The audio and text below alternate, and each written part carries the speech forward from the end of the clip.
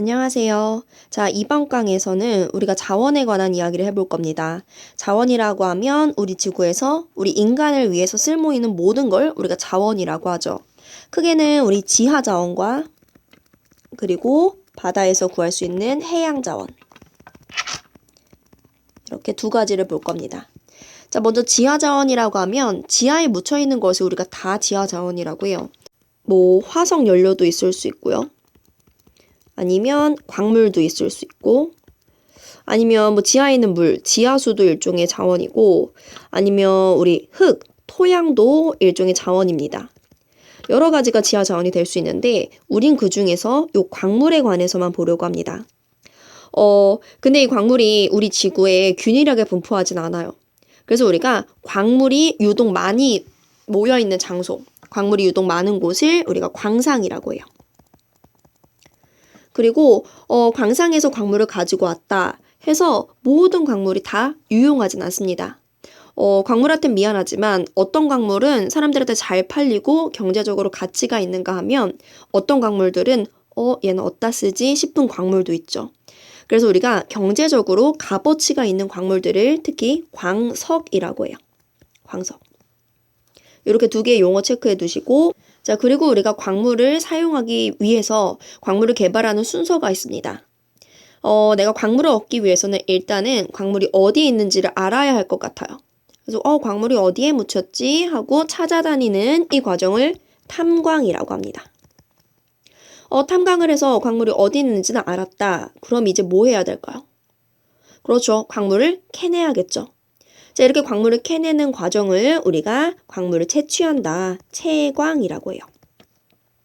그리고 나서 자, 이제 광물이 많이 있어요. 그 광물들을 내가 어두운 색은 어두운 색끼리, 밝은 색은 밝은 색끼리, 아니면 자석이 붙는 건 붙는 것끼리, 안 붙는 건 안 붙는 것끼리, 이런 식으로 물리적인 성질에 따라 광물을 분류하는 과정을 우리가 선광이라고 해요. 선광. 그럼 선광까지 하고 나서 뭐를 하느냐?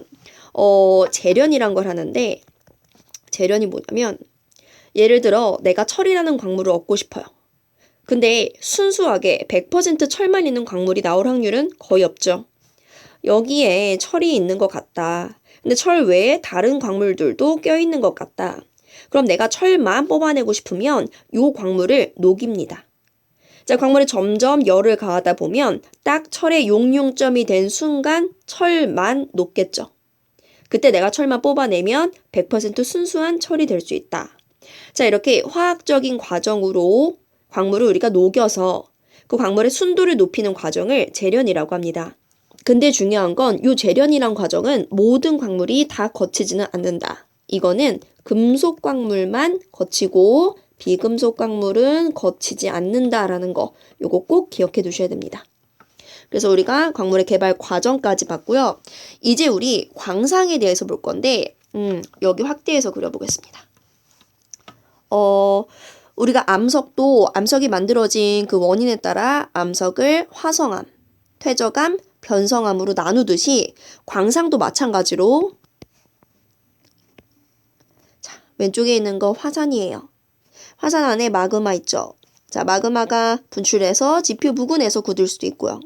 자, 이런 식으로 마그마가 굳어서 만들어진 이런 광상을 우리가 화성광상이라고 합니다. 화성광상. 자, 오른쪽 보면 여러분 이거 바다입니다. 자, 바다 같은 물 밑에서는 이렇게 퇴적물이 차곡차곡 쌓이죠. 자, 이렇게 퇴적물이 쌓여서 만들어진 광상을 퇴적광상이라고 해요. 마지막으로 자, 마그마가 이렇게 있다. 그럼 마그마 주변에 있는 암석은 열을 받아서 성질이 변할 수 있다. 이렇게 열을 받거나 혹은 주변에서 어떤 사건에 의해서 압력을 받거나 하면 암석의 성질이 변한다. 이렇게 암석이 변성돼서 만들어진 광상을 변성광상이라고 한다. 그래서 지금부터 화성광성, 그리고 퇴적광성, 그리고 변성광성 요 세 가지를 차례대로 살펴보겠습니다. 먼저 화성광성부터. 화성광상은 마그마가 굳어서 만들어진 광상이고 거기서 산출되는 광물은 예로 백금, 철, 텅스텐, 구리, 납, 아연, 금, 은 등이 있다. 대부분 금속 광물이구나 확인을 하시고. 자, 화성광상의 종류를 이렇게 나누겠습니다. 여러분, 마그마가 있어요. 마그마. 자, 이 마그마가 점점 식어가면서 온도가 이렇게 낮아지면서 마그마가 굳어서 마그마 속에서 광물이 정출이 되는데 마그마가 초반에는 식는 초반에는 용융점이 높은 광물들이 정출이 되겠죠. 그리고 후반에 그 냉각 말기에는 용융점이 낮은 애들이 정출이 되겠죠. 그래서 냉각 초기에는 이제 용융점이 높은 광물들이 정출이 되는데 이 광물들로 만들어진 광상을 우리가 정마그마 광상이라고 해요. 자, 그리고 이제 마그마가 점차 식어가지고 냉각 말기가 됐습니다. 근데 마그마 냉각 말기에는 휘발 성분이 많이 들어있어요. 마그마 속에. 요렇게 생각하면 쉬울 것 같습니다. 우리 휘발 성분이라 하면 기체죠. 근데 기체는 찬물에 잘 녹아요? 따뜻한 물에 잘 녹아요? 우리 사이다 생각하면 기체는 찬물에 잘 녹습니다. 그럼 마그마도 마찬가지로 마그마가 식으면 마그마 속에 휘발 성분이 많이 들어있는 거야. 그래서 냉각 말기에는 휘발 성분이 많은 마그마가 생기고 이 마그마에서 정출된 광물들로 만들어진 광상, 그거를 우리가 두 번째 페그마타이트 광상이라고 합니다.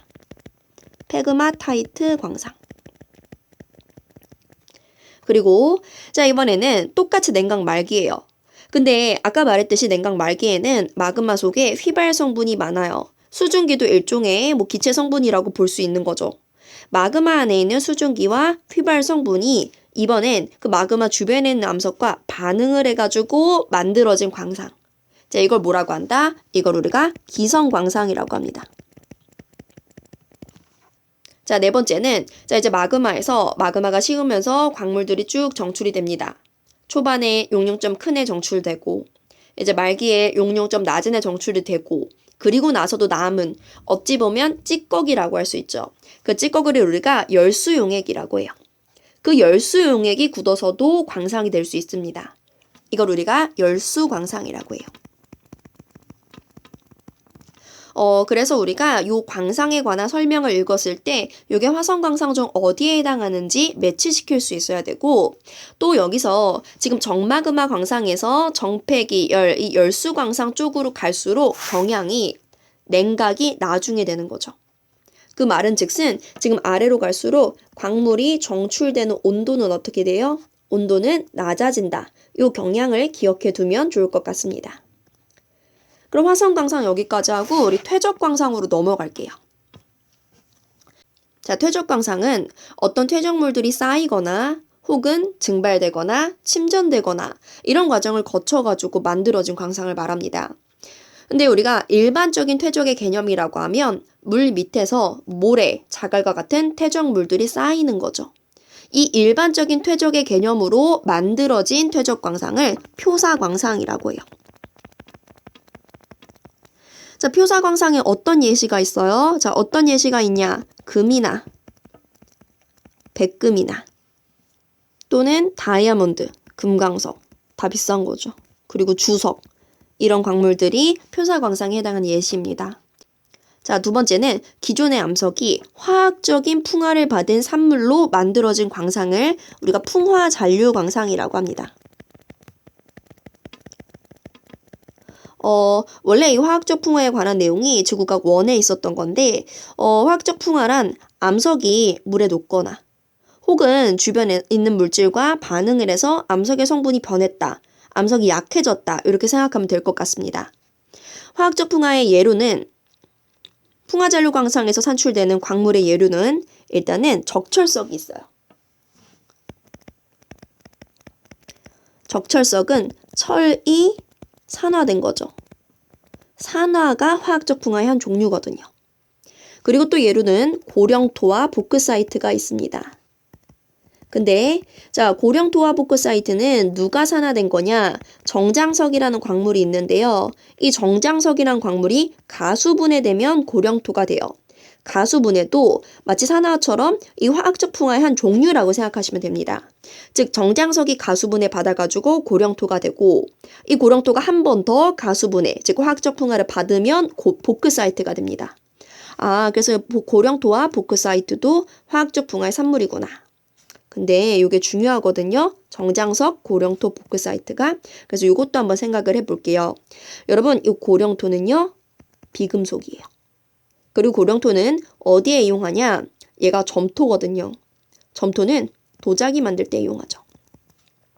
자, 그리고 보크사이트는 고령토는 비금속인데 보크사이트는 금속이다.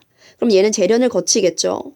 그리고 보크사이트는 어디에 이용돼요? 얘는 알루미늄을 만드는데, 알루미늄의 원료로 이용됩니다. 그래서 우리가 나아가서 고령토와 보크사이트에 관한 내용까지 추가로 알아두시고, 자, 이제 세 번째 퇴적 광상을 보면 해수가 증발하면서 해수에 녹아있는 물질이 침전, 가라앉아 형성이 된다. 자, 일단 이 광상을 침전 광상이라고 하고, 우리 해수가 증발하면서 뭐가 남는다? 소금 떠오르시죠? 그러니까 침전 광상의 예로 암염이 있어요. 해수에 녹아있던 물질이 침전된다. 우리 지구에 진화할 때 석회암의 생성 과정이 떠오릅니다. 그래서 석회암도 침전 광상에 해당하고요. 또 석고, 중요한 거 망가니즈 단계. 그리고 호상철광층. 망가니즈 단계 최근에 각광받고 있는 금속 광물입니다. 근데 이 망가니즈 단계는 바다에서 산출되는 해양 자원이기도 하기 때문에 잠시 후에 해양 자원에서 자세히 하고요. 호상철광층 보면 요 호상철광층은 우리가 성캄브리아 시대에 바다 속에서 바다에 녹아있던 철 이온과 바다 속에 있던 산소가 결합해가지고 산화철이 돼요. 근데 이 산화철이 그 당시 바다 밑에 침전이 되어가지고 호상철광층을 만들었습니다. 그래서 철광석 기억나시나요? 우리 중력 이상할 때 나왔던 고밀도 물질 철광석. 그 철광석을 얻을 때 이 호상철광층에서 우리가 얻어내는 거죠. 그래서 침전 광상의 예시 꼭 기억해 두시고, 사실 광상에서 화성 광상, 변성 광상도 중요하겠지만 퇴적 광상이 가장 문제에 많이 나오고요. 그 중에서 요풍화 잔류 광상과 침전 광상의 예시 꼭 기억을 해 두세요. 자, 그럼 마지막으로 변성 광상 보겠습니다. 자, 변성 광상이라고 하면 우리가 어떤 암석이 있을 때 그 암석이 열을 받거나 혹은 열과 압력을 받았을 때 변성함이라고 합니다. 근데 열만 받은 경우를 접촉 변성이라고 하죠. 그리고 열과 압력을 동시에 받았을 때를 광역 변성이라고 해요. 그래서 변성 광상도 우리가 광역 변성 광상과 그리고 두 번째는 접촉 교대 광상이 있습니다. 자, 광역변성 광상은 광역변성 작용으로 만들어진 광상이다. 요 정도만 기억을 해두시면 되고, 중요한 건 이 광역변성 광상의 예시가 흑활석. 따라해보세요. 흑활석. 흑활석은 흑연, 활석, 석면. 요 세 개가 모두 변성 광상에서 산출되는 광물입니다. 사실 이 광상이 원래는 지구과학 1에 있었던 내용이에요. 이 교육과정 바뀌기 전에. 근데 그 당시에 흑연, 활석, 석면이 변성 광상이냐 아니냐를 묻는 문제가 굉장히 많이 나왔습니다. 그래서 변성 광상의 예시, 흑활석 꼭 기억해 두시고, 추가로 얘네 모두 다 금속, 비금속? 얘네 모두 비금속입니다. 자, 두 번째 접촉교대 광상은 정의를 한번 읽어보겠습니다. 석회질 퇴적암에 화성암체가 관입한 접촉부에서는, 그러니까 마그마가 관입했을 때 그 접촉부에서는 원래 있던 그 석회질 퇴적암이 접촉 변성이 되겠죠. 즉, 석회질 물질 원래 있던 암석과 고온의 규산염 용액, 마그마가 반응하여 새로운 광물이 침전되거나 혹은 기존의 광물이 교대란 건 바뀐다는 거죠. 만들어진 광상을 접촉 교대 광상이라고 합니다. 근데 예로는 철, 구리, 텅스텐, 납, 아연 등이 있다 써 있는데 지금 이 예시를 보니까 우리가 화성 광상의 예시가 떠오르죠. 그래서 사실 이 접촉 교대 광상은 지금은 변성 광상으로 구분을 했지만 다른 책에서는 또는 다른 학문에서는 이 접촉 교대 광상을 화성 광상으로 분류하기도 합니다.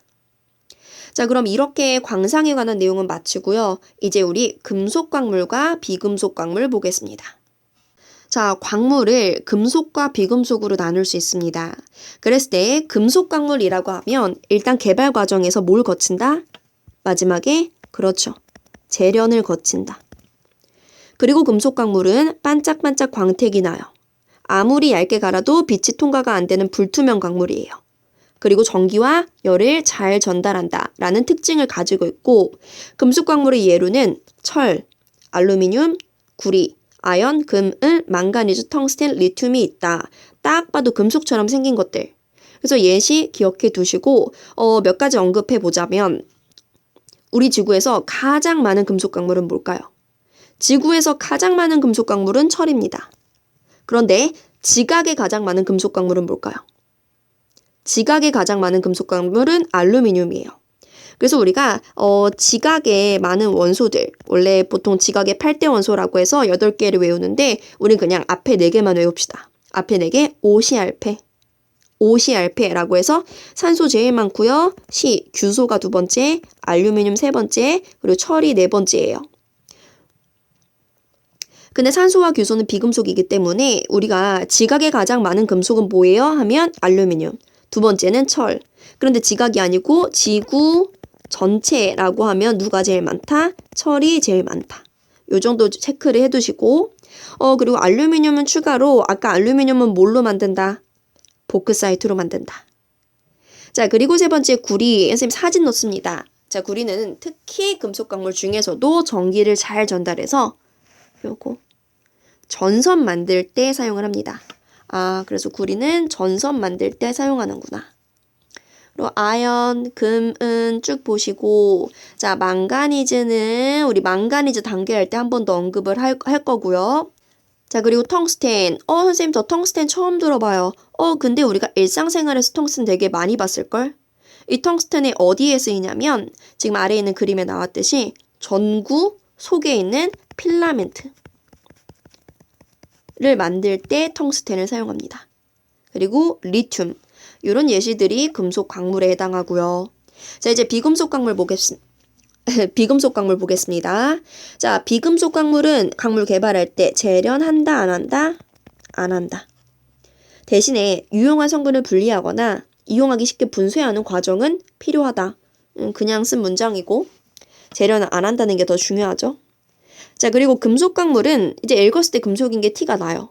그래서 우리는 사실 이 비금속 광물의 예시를 외워두는 게 더 좋을 것 같습니다. 첫 번째 예시, 흑연. 혹시 지금 필기하면서 듣는 사람도 있을까요? 만약에 연필로 필기하면서 듣는 사람 있다면 여러분 연필 심 보세요. 요 연필 심이 바로 흑연입니다. 됐죠? 자, 그리고 운모. 운모가 뭐예요? 자, 운모도 우리 일상생활에서 많이 보는 겁니다. 앞서 선생님이 전선을 만들 때 뭘로 만든다? 구리로 만든다. 근데 그 전선이 노출되어 있으면 얼마나 위험하겠습니까? 그래서 전선은 전기를 잘 안 통하는 물질로, 안 통하는 광물로 덮어야 돼요. 그걸 우리가 피복이라고 하는데 그 전선을 피복할 때 이 운모를 이용합니다. 위에 보면 이 전선을 지금 덮고 있는 게 운모라는 거죠. 됐죠? 자, 넘어가서 비금속 광물 또 장석도 있고요. 그리고 석회석도 있습니다. 석회석은 어디 쓰나요? 자, 석회석은 지금 보면 벽. 석회석은 시멘트 만들 때 시멘트의 재료로 이용되고. 그리고 마지막 고령토. 고령토 선생님 아까 점토라고 했다. 고령토는 이렇게 도자기 만들 때 많이 사용이 된다. 그래서 금속과 비금속 광물의 특징, 그리고 각각의 예시, 각각이 어디에 사용되는지까지 알아두시면 되겠습니다. 자, 그럼 여기까지 해서 우리가 광물 얘기는 다 끝났어요. 이제 바닷속에 있는 자원인 해양 자원을 보겠습니다. 해양 자원이라고 하면 우리가 이렇게 3가지로 나눠요. 생물 자원, 광물 자원, 에너지 자원.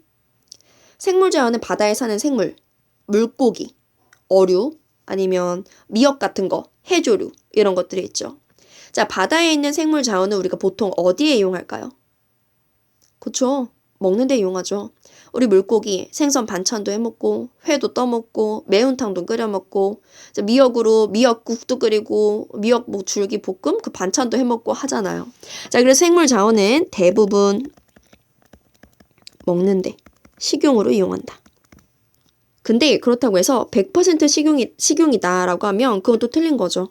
우리가 식용 외에도 뭐 공예품으로 이용하거나 아니면 어떤 뭐 의약품을 만들 때 의약품의 원료를 이용하거나 다른 용도가 있기는 합니다. 자, 그리고 생물자원은 이런 특징이 있어요. 선생님이 여기에다가 이 물속에다가 물고기 2마리 가둬두고 한 달 후에 봤더니 물고기가 50마리가 된 거야. 어떻게 된 거예요? 얘네들이 결혼해가지고 물고기 50마리가 태어난 겁니다. 자, 근데 우리 인간은 이제 아기를 낳을 때 뭐 1명, 많으면 2-3명 이렇게 낳는데 물고기는 그렇지 않잖아요. 물고기는 알을 낳는데 그 알을 엄청나게 많이 낳죠. 따라서 요 해양에 있는 생물 자원들은 특징이 재생산력이 굉장히 커요. 번식을 잘한다는 거죠. 그걸 이용해서 우리가 이런 양식업을 합니다. 물고기 가둬두고 키우면서 물고기의 수를 늘리는 거. 이 양식업을 다른 말로 뭐라고도 하냐면 마치 바다에 목장을 만든 것 같다라고 해서 우리가 바다 목장이라고도 해요. 바다 목장. 됐고, 자 이제 광물 자원 보겠습니다. 여러분 바다에도 광물이 많습니다. 가장 대표적으로는 우리 바닷물 먹으면 어때요? 짜요. 바닷속에 소금이 있기 때문이죠. 바다에 있는 소금도 일종의 광물이기 때문에 광물 자원 소금이 있고 또 바다에 있는 광물 자원이 망가니즈 단계에 있습니다. 자, 망가니즈 단계 볼게요. 자, 요게 망가니즈 단계인데 워낙 중요하다 보니까 쌤이 여기 옆에다가 정리하겠습니다. 자, 일단 망가니즈 단계 아까도 등장했죠. 어느 광상에서 산출된다? 퇴적 광상 중에서 침전 광상에서 산출이 된다. 첫 번째, 이 망가니즈 단계는 지금 왼쪽에 있는 이 망가니즈 단계 단면을 보면 가운데 요게 핵이거든요. 요 핵은 뭘로 만들어지냐면 바다에 있는 돌 부스러기나 고래나 상어 있죠. 그 고래나 상어의 뼈나 이빨이 요 핵의 역할을 하고 그 주변에 뭐 망가니즈, 구리, 철과 같은 금속이 이제 동심원 형태로 침전이 되는 거예요. 그래서 이렇게 최종적으로 보면 오른쪽처럼 이렇게 감자 같지 않아요? 이렇게 바다에 감자처럼 있게 됩니다. 근데 이 망가니즈 단계는 아무 환경에서 만들어지지 않는다. 얘는 저온고압. 저온고압의 환경에서만 만들어진다. 이 저온고압의 환경 하면 가장 먼저 떠오르는 게 뭡니까? 춥고 압력 높은. 그렇죠. 심해져. 깊은 바다에서 만들어집니다. 자, 그러면 이 망가니즈 단계 우리나라에 있을까 없을까? 안타깝게도 우리나라에 없어요. 우리나라에 없다. 그럼 어디 있냐면 태평양에 있는데 우리나라 땅에는 망가니즈 단계가 없지만 그 태평양에 있는 망가니즈 단계 산출되는 광상 중에 우리나라가 탐사권을 얻은 광상이 있어요. 그래서 태평양에 있는 거기 가면 우리나라 사람들이 가서 망가니즈 단계를 뭐 탐사하고 캐와도 됩니다. 자, 그리고 네 번째는 망가니즈 단계는 광물 중에서도 무슨 광물이다? 금속 광물이다. 금속 광물이면 뭘 한다? 재련을 한다. 까지. 망가니즈 단계 요 4가지 특징 꼭 기억을 해두시고 이제 우리는 광물 자원 끝내고 해양 에너지 자원 보겠습니다. 자, 해양 에너지 자원이 조금 내용이 많은데요. 일단 첫 번째 나오는 건 화석연료. 화석연료라고 하면 석탄, 석유, 천연가스 이런 애들을 말하죠. 근데 이 화석연료는 바닷속에서도 특히 어디에 매장되어 있냐면 바다 그려볼게요. 육지 점점 깊어져서 이렇게 바다예요. 그럼 우리가 이 육지와 바다 사이에 이 부분은 굉장히 깊이가 얕고 그리고 경사도 완만해요. 자, 우리 이런 곳을 뭐라고 하느냐? 이런 곳을 대륙붕이라고 합니다. 근데 여러분 화석연료들은 거의 대부분 이 대륙붕에 매장되어 있어요. 그래서 화석연료는 대륙붕에 많다. 그리고 석탄, 석유, 천연가스가 있다.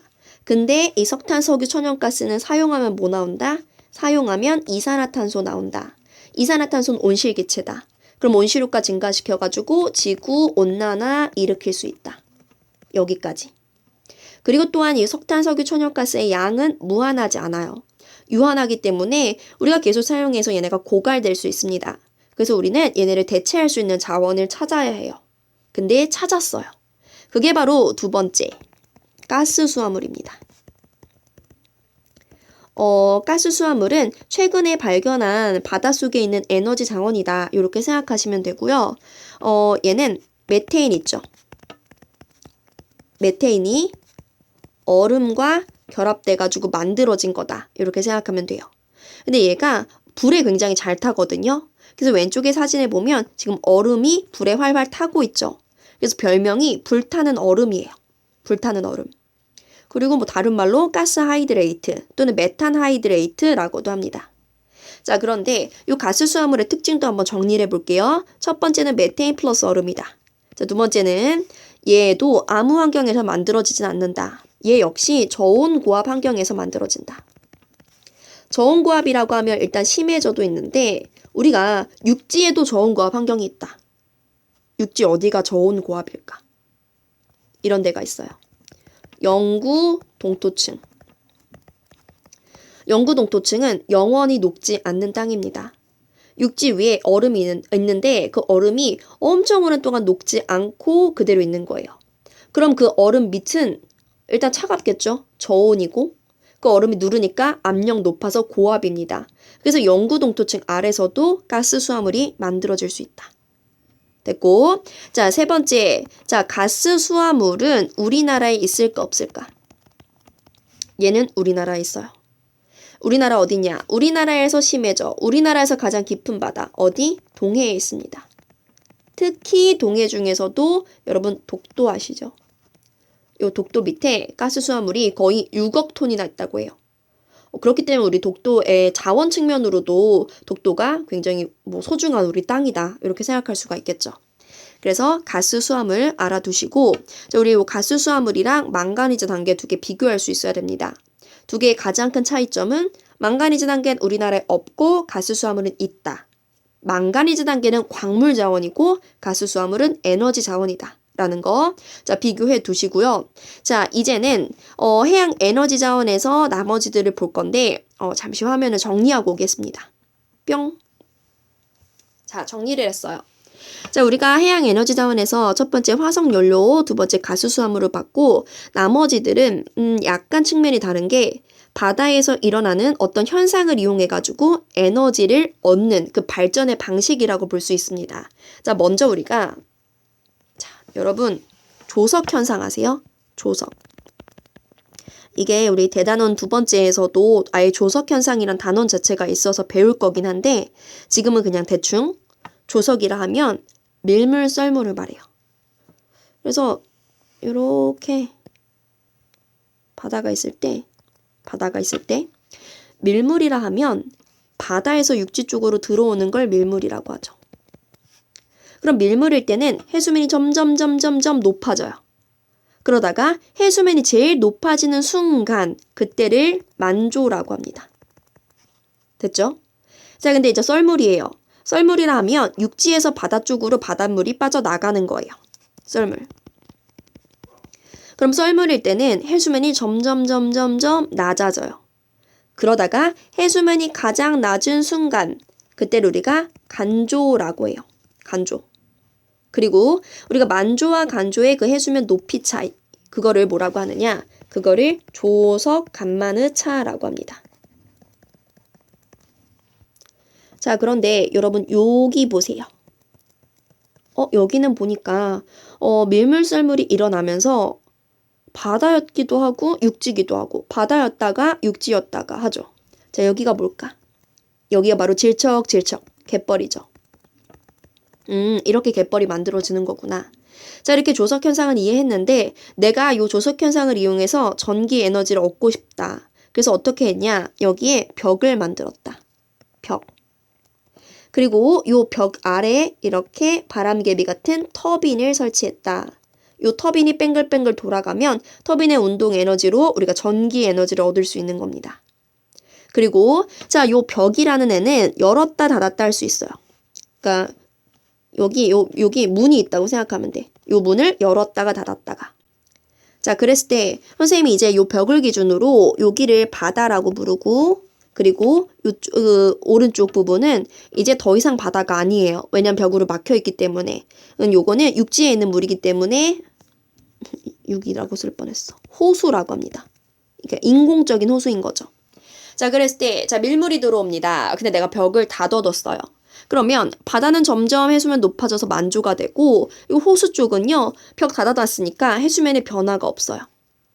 그런데 자 이렇게 밀물이 끝나고 내가 이제 벽을 열었습니다. 그럼 물이란 건 이렇게 높은 곳에서 낮은 곳으로 흐르려고 하기 때문에 물이 이렇게 이동을 하겠죠. 그때 터빈이 돌아가고 그때 전기 에너지를 얻는다. 이게 바로 조력 발전이에요. 그럼 조력 발전은 여러분 위치 에너지의 차이를 이용하는 거죠. 위치 에너지. 그러면 조력 발전은 이 조석간만의 차이가 클수록 유리합니다. 이 조력 발전하는 곳이 우리나라에 있느냐? 우리나라에 있어요. 우리나라 경기도 안산에 시화호 조력발전소라고 있거든요. 선생님이 지금 경기도 안산에 있는 학교에서 일을 하고 있어요.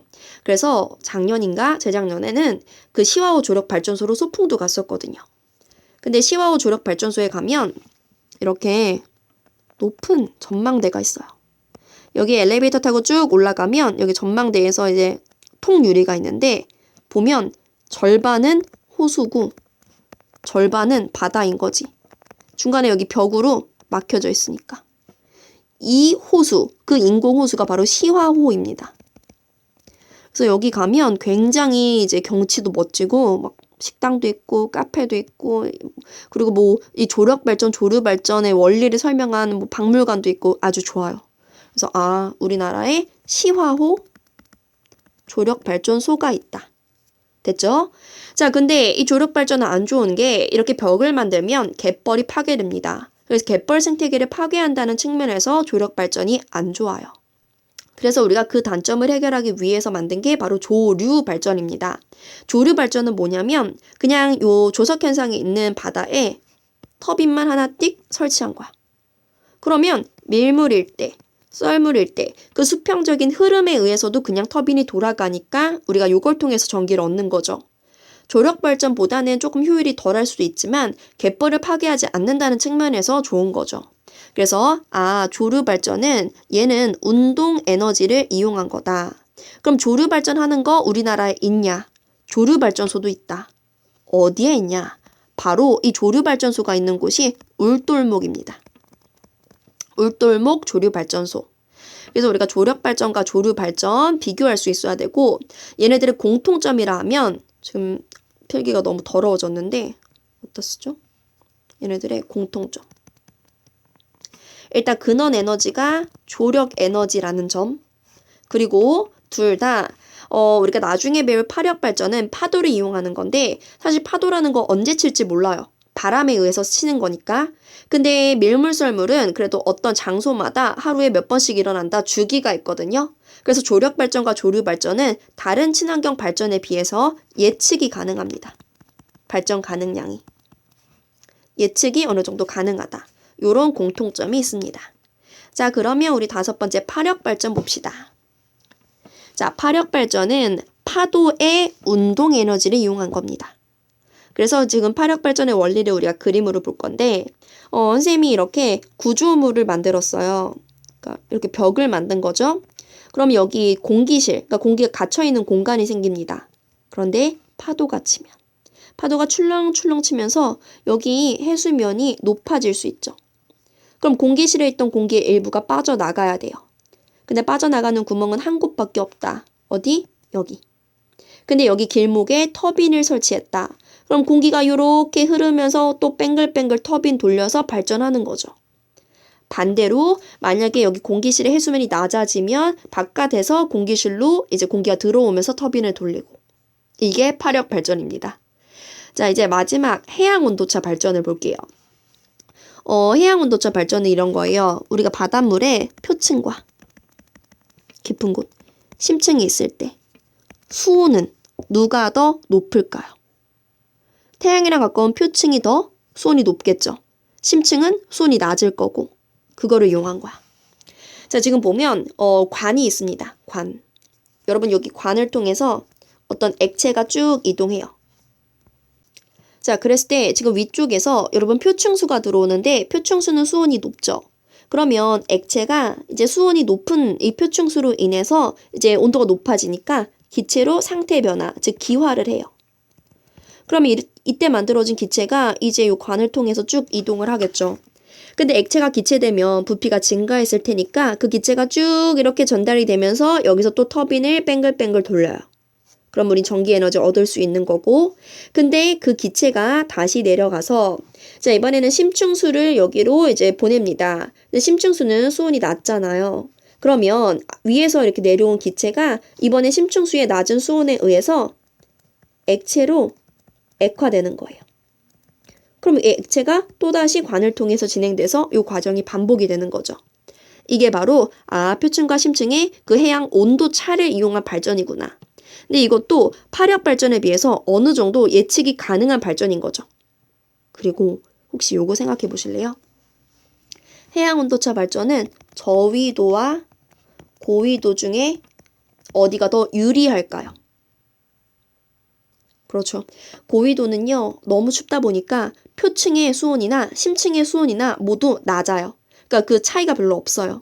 그런데 저위도는 표층과 심층의 수온 차이가 큽니다. 따라서 발전량, 그러니까 유리한 정도는 저위도에서 훨씬 유리하다. 이런 것도 우리가 정리해 볼 수 있겠죠. 자, 이렇게 해가지고 이번 시간에는 우리가 지구의 자원, 그래서 우리 광물 자원 봤고요. 거기서 광상이랑 금속, 비금속 광물 봤고요. 그리고 해양 자원에서 해양 생물, 그리고 광물, 에너지 자원까지 쭉 봤습니다. 자, 이번 시간 내용은 그래도 좀 간단하고 배우기 그렇게 어렵지 않았던 것 같습니다. 자, 이렇게 마치고 다음 시간이 중요한데 다음에 이제 지질도라고 해서 우리가 암석의 지도에 관해서 배워보겠습니다. 안녕.